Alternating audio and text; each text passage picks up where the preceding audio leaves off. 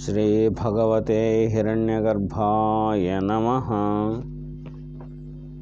ಆದಿತ್ಯ ಹೃದಯ ಸ್ತೋತ್ರದ ವ್ಯಾಖ್ಯಾನ.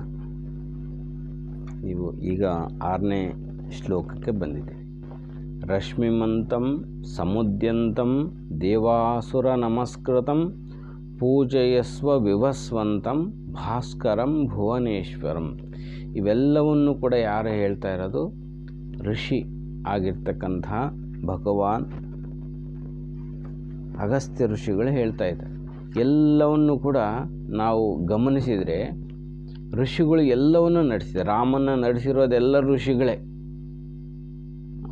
ಪ್ರಾರಂಭದಲ್ಲಿ ಇವರು ವಿಶ್ವಾಮಿತ್ರರು ಬಂದರು, ಕಾಡಿಗೆ ಹೋಗಬೇಕು, ಬರೀ ರಾಕ್ಷಸರನ್ನ ಸಂಹಾರ ಮಾಡಬೇಕು ಅಂತೇಳಿ ಕರ್ಕೊಂಡೋದ್ರು. ಕರ್ಕೊಂಡೋಗಿ ಅವ್ರನ್ನ ಟ್ರೈನಿಂಗ್ ಕೊಟ್ಟು ಆ ರಾಕ್ಷಸ ಸಂಹಾರಗಳನ್ನು ಮಾಡಿದರು. ಹೀಗೆ ಋಷಿಗಳಿಂದನೇ ಪೂರ್ತಿ ರಾಮಾಯಣ ನಡೀತಿದ್ರು. ರಾಮಾಯಣ ಬೇರೆ ಅಲ್ಲ, ಆದಿತ್ಯ ಹೃದಯ ಬೇರೆ, ಎಲ್ಲ ಒಂದೇ, ಎರಡೂ ಒಂದೇ. ಅವರು ಕರ್ಕೊಂಡೋಗಿ ಅವರು ಹೇಳ್ತಾರೆ, ಉತ್ತಿಷ್ಟ ಗೋವಿಂದ, ಉತ್ತಿಷ್ಟ ನರ ಶಾರ್ದೂಲ ಅಂಥೇಳಿ. ಅದು ಹೇಳದೆ ಹೋದರೆ ವೆಂಕಟೇಶ್ವರ ಈಗ ಎದ್ದೊಳ್ಳೋದೇ ಇಲ್ಲ. ಸುಪ್ರಭಾತ, ವೆಂಕಟೇಶ್ವರ ಸುಪ್ರಭಾತ ಬರ್ತದಲ್ಲ, ಅದು ಅವತ್ತು ಹೇಳಿದ್ದು ಇವತ್ತಿನವರೆಗೂ ನಡೀತಾನೆ ಇದೆ. ಉತ್ತಿಷ್ಟ ಗೋವಿಂದ ಅಂತ. ಅದು ಯಾರಿಗೆ ಹೇಳಿದ್ದು? ರಾಮನಿಗೆ. ಅಂದರೆ ಅಲ್ಲಿವರೆಗೂ ರಾಮನಿಗೆ ಗೊತ್ತಿರಲಿಲ್ವ ಎದ್ದೇಳಬೇಕಂತ ಗೊತ್ತಿಲ್ಲ ಅಂತ ಅಲ್ಲ. ಹಿರಿಯರು ಕೆಲವ್ರನ್ನ ಸೂಚನೆ ಮಾಡಿಕೊಂಡು ಕೆಲವರು ಹೇಳ್ತಾ ಇರ್ತಾರೆ. ಅದನ್ನು ಹ್ಞೂ ಅನ್ಬೇಕಷ್ಟೇ.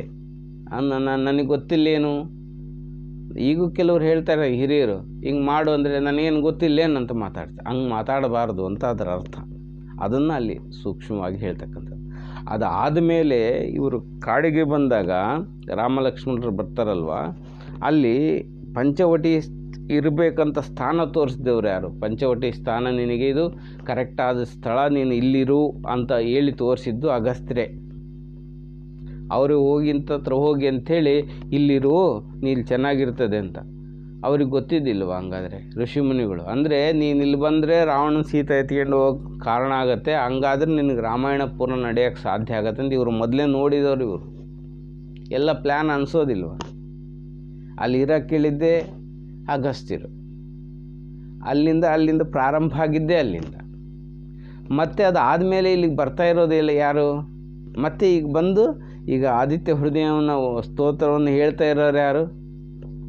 ಮತ್ತು ಅಗಸ್ತ್ಯರೇ. ಎಲ್ಲ ಋಷಿಮುನಿಗಳೇ ನಡೆಸಿದ್ದಾರೆ.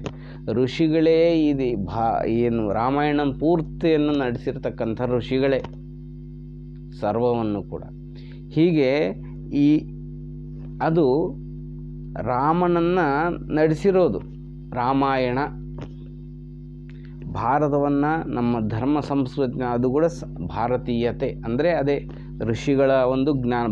ಅಂದರೆ ಭಾಸ್ಕರ, ಭಾಸ್ಕರ ಅಂದರೆ ಬೆಳಕು, ಜ್ಞಾನದಿಂದಲೇ ನಡೆಸಿರ್ತಕ್ಕಂಥದ್ದು. ಅದರಲ್ಲಿ ನಾವಿರ್ತಕ್ಕಂಥವ್ರು.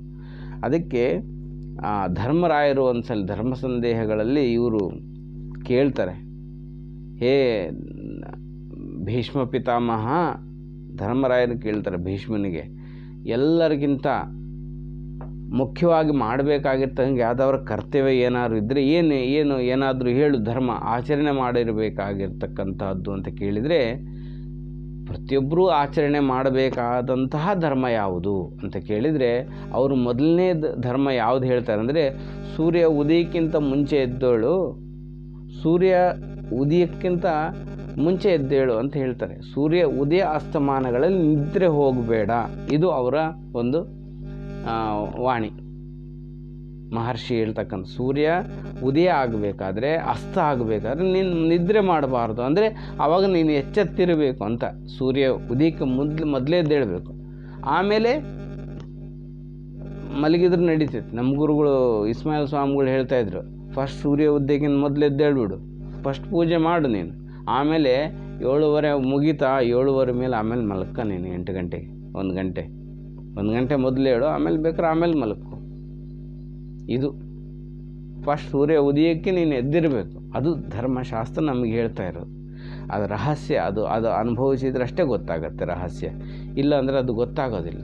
ಈಗ ನಮಗೆಲ್ಲ ಮೊದಲು ಹೆಂಗೆ ಎಬ್ಬಿಸ್ತಿದ್ರಂದರೆ, ಮಕ್ಕಳನ್ನೆಲ್ಲ ಎಬ್ಬಿಸ್ತಿದ್ದೆ ಹೆಂಗಂದರೆ, ಸೂರ್ಯ ಹುಡ್ತೈತಾಗಲೇ ಬಂದ ಎದ್ದೇಳು ಅಂತ ಹೇಳಿಸ್ತಿದ್ಲು. ಈಗ ಹೆಂಗೆ ಎಬ್ಬಿಸ್ತಾರೆ?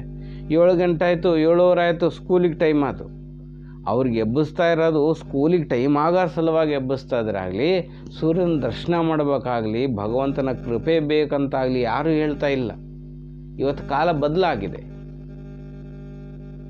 ನಮ್ಮ ಭಾವನೆಗಳೇ ಬದಲಾಗಿದ್ದಾವೆ. ಭಾವನೆ ಬದಲಾತಂದರೆ ಕಾಲ ಬದಲಾತು ಅಂತ. ಕಾಲ ಬದಲಾಯ್ತಾ, ಭಾವನೆ ಬದಲಾಯ್ತಾ? ಈಗ ಯಾರು ಎಬ್ಸೋರೇ ಇಲ್ಲ. ಬೆಳಿಗ್ಗೆ ಸೂರ್ಯ ಹುಡ್ತೈತೆ ಎದ್ದೋಳು ಅಂತೇಳಿ. ಯಾಕಂದ್ರೆ ಸೂರ್ಯ ಹುಡ್ತೈತೆ ಅಂದರೆ ಫಸ್ಟ್ ಎಚ್ಚರ. ನೀವು ಈ ಪ್ರಕೃತಿ ಎಲ್ಲದೂ ಕೂಡ ನಾವು ಗಮನಿಸಿದರೆ, ಸೂರ್ಯ ಹುಟ್ಟಿದ ಕೂಡಲೇ ಆ ಮೊಗ್ಗು ಇರೋದು ಕೂಡ ಮೊಗ್ಗು ಅರಳುತ್ತದೆ. ಪಕ್ಷಿಗಳು ಗೂಡುಗಳಿಂದ ಚಿಲಿಪಿಲಿ ಅಡ್ಡಾಡ್ತವೆ. ಎಲ್ಲದಕ್ಕೂ ತೇಜಸ್ಸು ಕೊಡ್ತಕ್ಕಂಥವನೇ ಯಾರು? ಸೂರ್ಯನಾರಾಯಣ. ನಾವು ಅದನ್ನು ಚೈತನ್ಯವನ್ನು ನೋಡಿ ನಾವು ನಮಸ್ಕಾರ ಮಾಡ್ತಿದ್ದು ಗುರುತಿಸಿದ್ದು, ನಮ್ಮ ಋಷಿಮುನಿಗಳು ಗುರುತಿಸಿದ್ದಾರೆ ಅದನ್ನು. ನಾವು ಇವತ್ತು ಜಡ ಪದಾರ್ಥದ ರೀತಿ ಏನೋ ಅದ್ರ ಪಾದಕ್ಕೆ ಅದು ನಡೀತದೆ, ನಮ್ಮ ಪಾಡಿಗೆ ನಾವು ನಡೀತಿದ್ದೀವಿ ಅಂತಿದ್ದೀವಿ. ಎಷ್ಟೋ ಜ್ಞಾನವನ್ನು ನಾವು ಕಳ್ಕೊಳ್ತಾ ಇದ್ದೀವಿ ಅಂತ. ಹಾಗಾಗಿ ಋಷಿಮುನಿಗಳು ನಮ್ಮನ್ನು ನಡೆಸ್ತಾ ಇದ್ದಾರೆ. ಇಲ್ಲಿ ಕೂಡ ಆ ಎಲ್ಲವೂ ಕೂಡ ಒಂದು ನಾಮಗಳು. ರಶ್ಮಿಮಂತಂ, ಇದರಲ್ಲಿ ಬರ್ತಕ್ಕ ರಶ್ಮಿಮಂತಂ, ರಶ್ಮಿಗಳನ್ನು ಹೊಂದಿರತಕ್ಕಂಥವನು. ಇದರಲ್ಲಿ ಏನು ವಿಶೇಷ ಇದೆ? ಸೂರ್ಯ ಅಂದರೆ ನಾವು ನೇರ ಸೂರ್ಯನನ್ನು ನೋಡ್ಲಿಕ್ಕೆ ಸಾಧ್ಯ ಇಲ್ಲ. ಸೂರ್ಯ ಡೈರೆಕ್ಟ್ ನೋಡ್ತೀವ ನಾವು. ಸೂರ್ಯ ನಮಗೆ ಟಚ್ ಆಗೋದು ಹೇಗೆ ಅಂದರೆ ರಶ್ಮಿಗಳಿಂದನೇ. ರಶ್ಮಿಮಂತಂ, ರಶ್ಮಿಗಳು ನಮಗೆ ತಾಕ್ತವೆ ಫಸ್ಟ್. ಸಮುದ್ಯಂತಂ ಅಂತ ಹೇಳ್ತದೆ. ಸಮುದ್ಯಂತಂ ಅಂದರೆ ಸಂಪೂರ್ಣವಾಗಿ ಉದಯಿಸಿದ ಮೇಲೆ ಸೂರ್ಯನನ್ನು ಯಾವಾಗಲೂ ಕೂಡ ಉದಯಿಸಬೇಕಾದ್ರೆ ನೋಡಬಾರದು ಅಂತ ಹೇಳ್ತಾರೆ. ಸ್ವಲ್ಪ ಉದಯಿಸಿ ಸ್ವಲ್ಪ ಬೆಳಕು ಆದಮೇಲೆ ಸೂರ್ಯನ ದರ್ಶನ ಮಾಡಬೇಕಂತ ಶಾಸ್ತ್ರ. ಸೂರ್ಯ ಉದಯ ಆಗಬೇಕಾದ್ರೆ ನೋಡಬೇಕಂತ ಯಾರೂ ಹೇಳಿಲ್ಲ. ಈಗ ಕೆಲವರು ಯೋಗಿಗೆ ಏನೋ ಎಂಥರೋ ಇದ್ದಾರೆ, ಕೆಲವರು ಯೋಗ ಅದು ಇದು ಕಲಿಸಿ ಸೂರ್ಯ ಉದಯ ಆಗ್ಬೇಕಾದ್ರೆ ಸೂರ್ಯ ಉದಯನ ಪೂರ್ತಿ ನೋಡ್ಕೊಂತ ಇರಬೇಕಂತಂದೇಳಿ ಈ ಥರ ಕೆಲವರು ಪಾಠ ಮಾಡೋರು ಇದ್ದಾರೆ. ಅವ್ರಿಗೆ ನಮೋ ನಮಃ. ಸೂರ್ಯ ಸಂಪೂರ್ಣವಾಗಿ ಉದಯ ಆಗೋವರೆಗೂ ಸೂರ್ಯನ ದರ್ಶನ ನಮಸ್ಕಾರ ಮಾಡ್ಬೋದು, ನೋಡುವಂಥದ್ದಿಲ್ಲ. ನೀವು ಸೂರ್ಯ ಉದಯ ಇಷ್ಟೊತ್ತಿಗೆ ಆಗುತ್ತೆ ಅಂದರೆ ಆದಿತ್ಯ ಹೃದಯ ಪೂರ್ತಿ ಒಂದ್ಸಲಿ ಓದಿದರೆ ಆ ಸಮಯಕ್ಕೆ ಕರೆಕ್ಟ್ ಸೂರ್ಯ ಸಂಪೂರ್ಣವಾಗಿ ಉದಯಿಸಿರ್ತಾನೆ. ಇದರ ಒಂದು ರಹಸ್ಯಗಳು ಇದರೊಳಗಿದೆ. ಈ ಆದಿತ್ಯ ಹೃದಯ ಪೂರ್ತಿ ಓದಷ್ಟೊತ್ತಿಗೆ ಸೂರ್ಯ ಉದಯ ಆಗ್ತಾನೆ. ಆ ಟೈಮಿಂಗ್ಸ್ ಅಷ್ಟು ಸೂಕ್ಷ್ಮವಾಗಿದೆ. ಸಮುದ್ಯಂತಂ, ಸಂಪೂರ್ಣವಾಗಿ ಉದಯ ಆದಮೇಲೆ ದರ್ಶನ ಮಾಡಬೇಕು ಅನ್ನುವಂಥದ್ದಿದೆ ಅಂತ ಅರ್ಥ.